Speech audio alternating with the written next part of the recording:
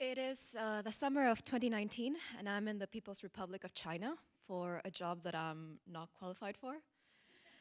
I'm hired as an English teacher for small kids because in my interview I really milked the fact that I could remember learning English for all that I could. The one condition is that I have to pretend to be from the United States. I'm from Argentina, that's in South America. And the way I'm hired is under the table. So I have a tourist visa that gives me 60 days. And I land in China knowing I will have to exit the country at least once. And then re-enter, because that's all it takes to restart the countdown. I don't worry about it for a while. That first weekend, I drink an entire bottle of Captain Morgan rum by myself. And then I lose my wallet in the taxi, leaving me with no money and no way to withdraw it for the foreseeable future. I wake up thinking that independence maybe wasn't made for me. But things really look up for me once I become friends with my coworker at this really bright green office. Let's call her Jill. Jill has half a shaved head, extremely light blue eyes, and a strange way of speaking, like she's gargling her words with salt water. I like her immensely.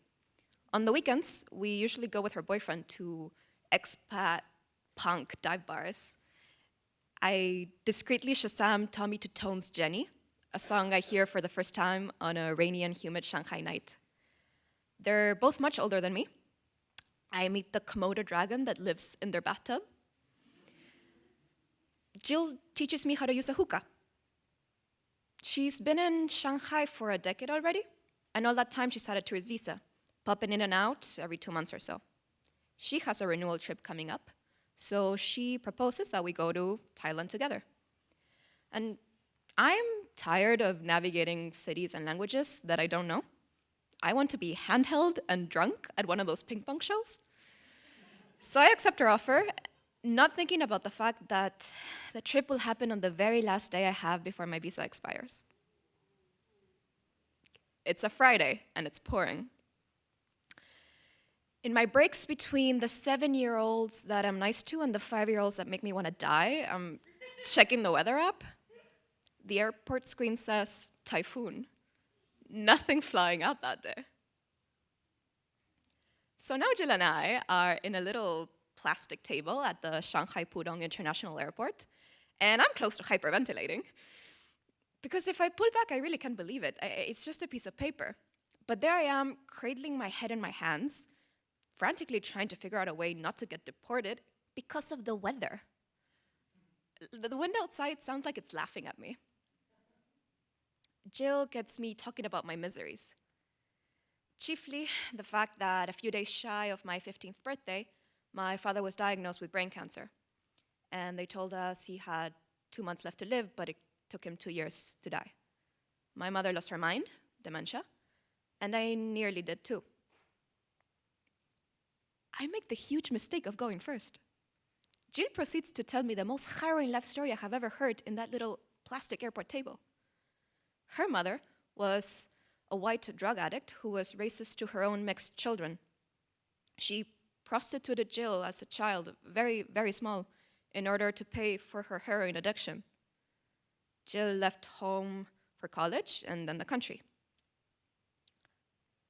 I don't know what to say, except that maybe now I understand why someone would have this limbo foreigner life for a decade. But I can't say that. And suddenly the Chinese government coming after me doesn't seem that serious of a problem.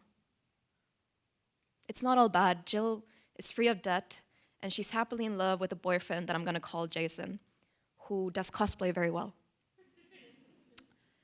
So Jill follows these horrible revelations of her by inviting me to said boyfriend's BoJack Horseman party.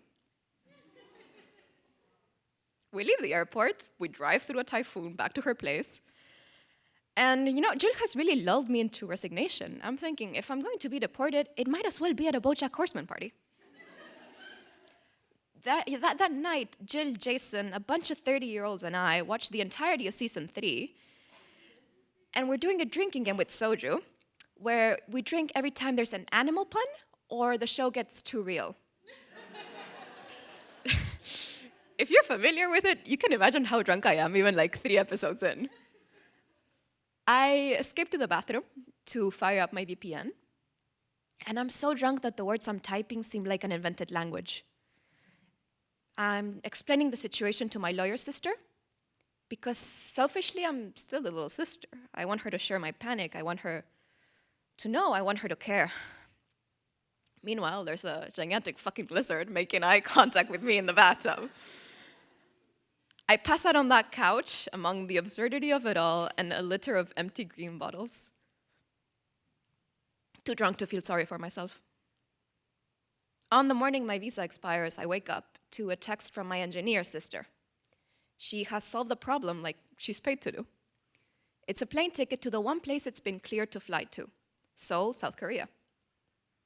A total deus ex machina. But it leaves in 3 hours. So I rush out of Jill's that morning without saying goodbye, with my suitcase from yesterday and adrenaline for breakfast. I go to Seoul, South Korea. My skin is like clammy and I'm dirty, but no one says anything at either border about the expiration date being that day. And I'm not about to ask if there is indeed wiggle room on the day of. I take those bags and I run, basically. It's a trip that makes no damn sense. I'm in Seoul for 24 hours. I know nothing of the city, have no accommodation secured. I don't even have South Korean currency. So I accept the awful conversion rate at the airport.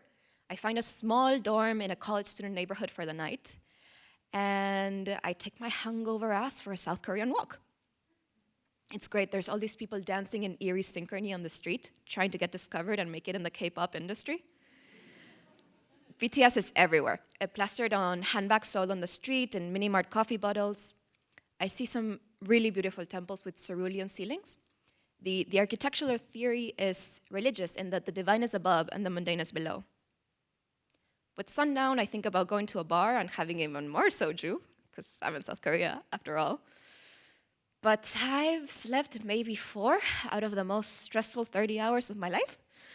So I decide to shower and go to bed. Except the shower is external to the room and communal. I get locked out of the room, naked except for a towel. The hallway leading to my room and to the street has a transparent door. My neighbors come in. And there's nothing they can do for me but be embarrassed for or with me, with like a collection of grimaces and hand gestures. I don't know, I go up a circular staircase where there's some sort of communication device with the landlord. He says he will send someone over in 30 minutes, which is an improvement. And I crawl into someone's vacated bed that night thinking tomorrow has to be better, necessarily. The next day, I'm out of money. Thailand is cheaper than South Korea, and with the cash I have left and that airport conversion rate, I have enough for a cheap college student meal before my plane at 5. I go out in search of it. My hair is long and blonde, and humidity is unforgiving. So along the way, a woman stops to ask me if I'm the dancer. The dancer? I ask. She moves her hips, and I realize she means Shakira. Anyway, I see a hoodie. It's green, Totoro is in it, and it's between the hoodie or the noodles. I choose hunger and a tangible memory. I pray they will have Biscoff cookies on the plane back to Shanghai. They don't. It's like I'm fasting to end this typhoon of a weekend.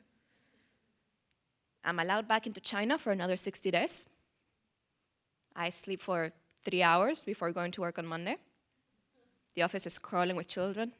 And in those bright green corridors, I see Jill. She already feels like a person from someone else's life. She asked me what I thought of BoJack Horseman. Thank you.